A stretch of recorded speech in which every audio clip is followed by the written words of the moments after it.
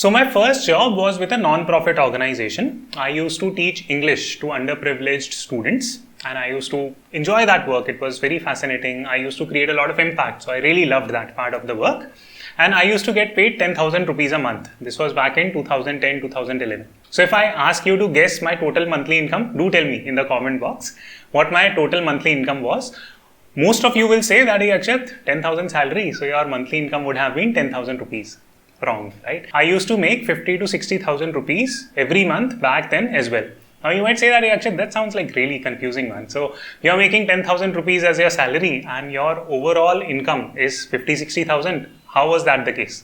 So the case was that back in college, I took GMAT and I scored really well. So I scored a 770. And I ended up teaching for GMAT. So I used to have a lot of private clients. I used to teach them. So every month I used to find one or two clients and they used to pay me quite a lot of money for my private GMAT tutoring. So the point through this story is very simple, that many a times we just imagine that, hey, if I'm just doing my primary job, that becomes my entire being. That is the total money that I will make. I will not explore other income streams, etc., etc. So my career has been driven by making parallel income streams. So this is what I'm going to speak about on this 200K special video. So first and foremost, thank you so much for supporting me and Zain on our amazing YouTube journey. It has been a pleasure speaking with all of you. And if you love my content, please press the like button. That would mean a lot.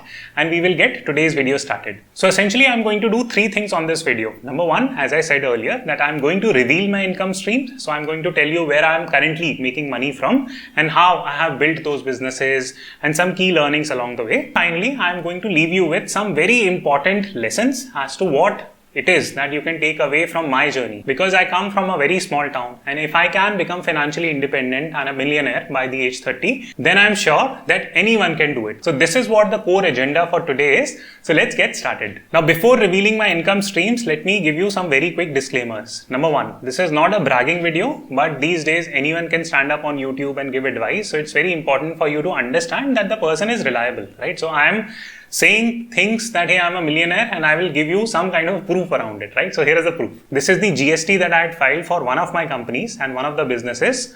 And you can check the entire GST that I have filed. Now, I'll not reveal my entire portfolio that, hey, this is the amount of money that I make. I'm not here to brag.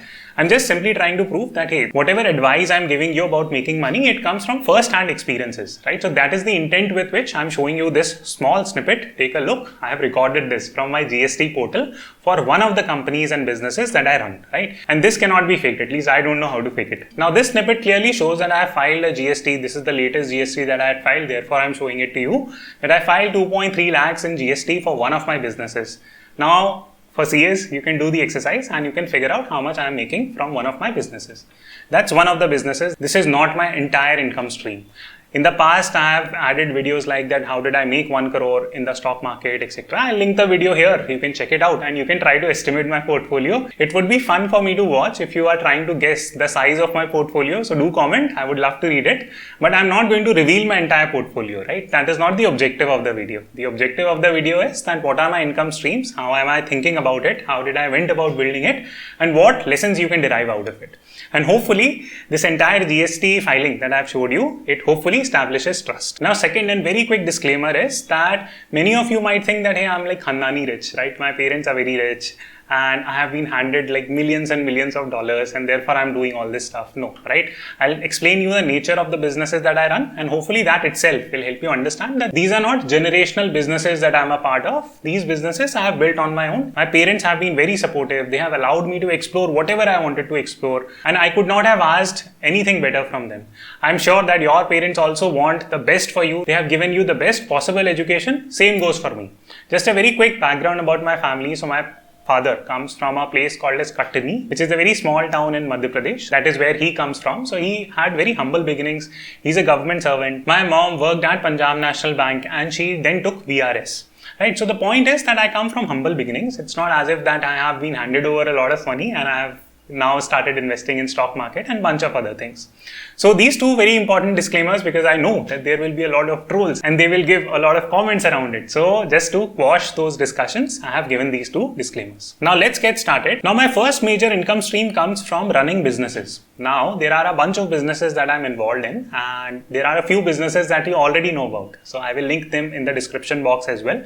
So you know about Cases Over Coffee and you know about My MBA Journey. So these are two visible businesses on the internet that you can easily check, right?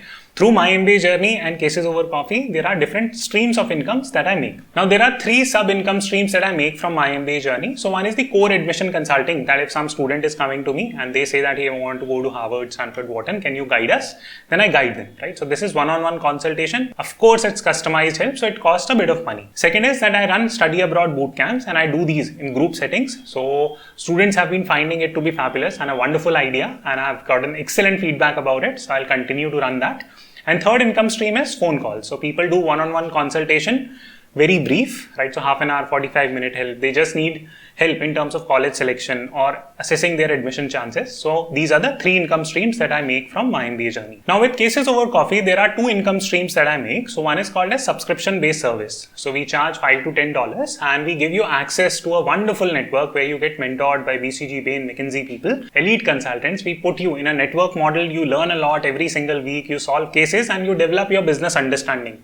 We have been extremely innovative in terms of designing our programs. No one in India has done it, and our competitors are mostly Western European countries, but we are doing it at a fractional cost, and therefore we have grown really fast at Cases Over Coffee. Our second income stream there is called as Global Fellowship. So that again is a very impressive and very innovative model. Tell me, like literally tell me, like any other company doing similar work. What we do in Global Fellowship for Cases Over Coffee is that here we partner with international companies, US, Europe, Canada, and we bring their actual business problems. So if a company in Canada is facing some kind of a real business issue, we pick that as the problem statement. We create a students team and then we put them in touch with mentors from BCG, Bain, McKinsey, and they solve that entire problem. So it's a simulation model, so to say, for the actual corporate world, how businesses are solved. So this is a very innovative model. It is completely booked for us till December of this year. So we have been very agile in terms of developing highly creative programs. Now in terms of businesses, there are three other businesses in which I have already invested, and I will continue to invest in more edtech focused firms. So that is the goal, that I will continue to do some interesting things in the edtech space, and hopefully that will add a lot of value to people. So that brings me in total to how many income streams? So 3 from My MBA Journey, 2 from Cases Over Coffee, and 3 other businesses. So these are 8 income streams. Now one very quick point that I would like to talk about in terms of developing businesses, that of course you have to invest a lot of time, energy, effort, that goes without saying, no doubt about that. But in terms of returns, what happens is that of course you are making revenues, right, from the operations of the business. That if I'm running company like Cases Over Coffee or My MBA Journey or any other company, then there is a revenue stream that is coming. Second is the appreciation of the business itself. So for example, if an investor comes and they want to invest in our business, then the asset, which is My MBA Journey or Cases Over Coffee, that itself escalates. So the money appreciation happens in both these ways when you are running a business. This could be a simple blog or a YouTube channel or a website. It could be anything. The returns happen both in terms of the revenues that you are making and the appreciation of the asset itself. So keep this in mind. This is an important point regarding running businesses. Now my second major income stream comes from stock markets. So I trade and I invest, and I have been doing it for the last several years. So I have a trading income and I have an operating income. Now my investment income, long-term investment income, also pays me dividends. So that becomes a massive income stream for me every year. Now I'll not explain this in excruciating detail because it is very obvious that I invest money in the stock market. That becomes my long-term investment strategy. I make money from it. Short-term I do trading, I do swing trading, I do intraday sometimes whenever I get time, and I make money from it.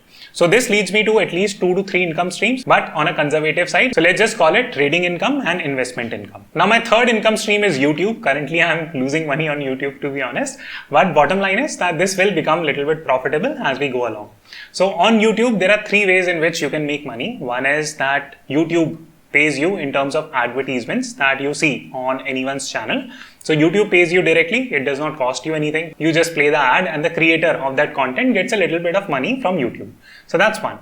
Here the second income stream on YouTube is mostly brand sponsorship and brand partnerships. I have done it. I have been very open about it, and I would continue to do it for good brands that I personally use. For example, yesterday I released a video of Vauld. Now, I would try to bring these type of companies for the simple fact that it actually helps you. And let me explain you how. So yesterday I started a campaign on Vauld and you will be getting kickbacks. So what happens is this. If you go to Vauld and open your account directly, you are anyways paying money to Vauld, right? You are not getting any kickbacks. But if you use the link that I had posted on yesterday's video and if you open your Vauld account via that, there are certain kickbacks that you will get. Right? So it's not hurting you, in fact, it's benefiting you. So my goal is to bring useful, credible brands that help you, that's A. B. I would not advertise brands that I myself do not believe in. Yesterday I showed you that I myself invested 1 lakh via Vault. Now no brand in the world is going to pay a YouTuber and say that, you know what, here is 1 lakh rupee, go and invest it. They are not going to do it. And I would continue to invest because I'm a believer in crypto. I'm going to invest my own money and show it to you. That is how much I believe in different products that I bring on this channel. In the past, I have said no to multiple unicorns who have asked me to advertise their products. You can guess the names in the description box. And I will never, ever advertise their products. They can pay me $1 million and I will not do it. I'm saying it openly to you, right? So I'm being honest, upfront with you. The products that I myself use, I advertise it. Sometimes the products that I find useful, even if they're not sponsoring it, I'll talk about it. For example, Decathlon. So I'm wearing a Decathlon t-shirt and I keep saying it that I use Decathlon products. I like it and I talk about it, right? And these are not sponsored videos. The third way you can make money from YouTube is via affiliates. I don't do too many affiliates. I've just done it from Zerodha and Vault. Why? Because I myself use those products and I'm explaining it to you. All the screenshots, other stuff that you see from my crypto portfolio and investment portfolio, it comes from Zerodha and Vault, right? So I'm genuinely just putting those links. That's it. It does not hurt you. In fact, it benefits you, as I gave the example of Vault. Now, my fourth major income stream is commercial real estate. So I have purchased 4 commercial real estate properties as of now. And of course, they pay me rent every month. So that generates a cash flow for me. Now, again, like a business, even commercial real estate also appreciates, the asset itself will appreciate, and it's generating an operational cash flow, which is the monthly income that I'm getting. Now, my fifth and final major income stream is external consultation. So I have done a lot of consultation for government projects. So I've worked with different ministries. I've done consultation projects for them. That's one major income stream. And then I do a lot of startup consultation because I have run successful startups. I have built different companies. So people come to me, they give me business problems to solve. I solve it for them and they pay me money. So these are called as external consultations. These are my major 5 income streams. Now there are several sub-segmented income streams within these streams. I said the stream too many times. But bottom line is that if I were to summarize, so businesses, I make approximately 8 income streams, my MBA journey 3 income streams, Cases Over Coffee 2 income streams, and 3 different edtech startups. And then we have stock market income. So we have trading income and investment income. So 2 income streams there. Then we have YouTube, 3 income streams. Then we have commercial real estate, 2 income streams. One is rental income and capital appreciation. So I'm not bifurcating it in that I own 4 properties, therefore 4 income streams. No, right? Then external consultations, 2, because the type of projects that I take are very different. Government projects and startup projects. So in total, 8 plus 2, 10, 13, 15 and 17. So in total, I have 17 income streams. So my philosophy right from starting my career has been very simple, that if you have 1 income stream, then you have close to 0 income streams. So you must figure out a way to magnify your income streams and earn from different sources of income. That is what I would leave you with. Now, in summary, if my journey has inspired you even a little bit, then there are 3 important thoughts that I will leave you with. Number 1, you need to work really hard. Luck is very important. I have been lucky and I have been blessed, no doubt about that I have had really good parents who have focused a lot on my education. So I am very, very thankful to God for giving me the life that I currently have. So I am lucky, no doubt about that, right? But that does not discount the fact that I have also worked really hard. So if you are in a situation where you are feeling a little bit stuck, you must assume that the luck will turn your way one day, but up until then, you have to keep working hard. This is the first key point. Second key point, and interestingly, no one talks about this, that you should not get jealous with others, right? I see so many people, especially with this social media culture picking up, people get jealous with each other. If your classmate is doing well, if he or she is running their own YouTube channel, people will go and spread hate, right? People will say bad things. If they have launched their own company, people will say that, hey, this is like a bad product, whatever, right? Please don't do that. Learn that you can only grow by collaborating with people, not bringing other people down. Because running a business requires so many things and you need people to support you. So if you are not supporting others, then one day when you start your own business or when you go on a creative venture, no one is going to support you. So please don't be jealous, collaborate. This is the second thing. Third and finally, you cannot grow in today's economy without learning things. So invest every single day learning something new. We are in the knowledge age. We are in an age where knowledge has become a competitive advantage. So focus your time, effort, energy in terms of learning. So I hope you found this video to be interesting and insightful. Please give it a thumbs up and I will see you tomorrow.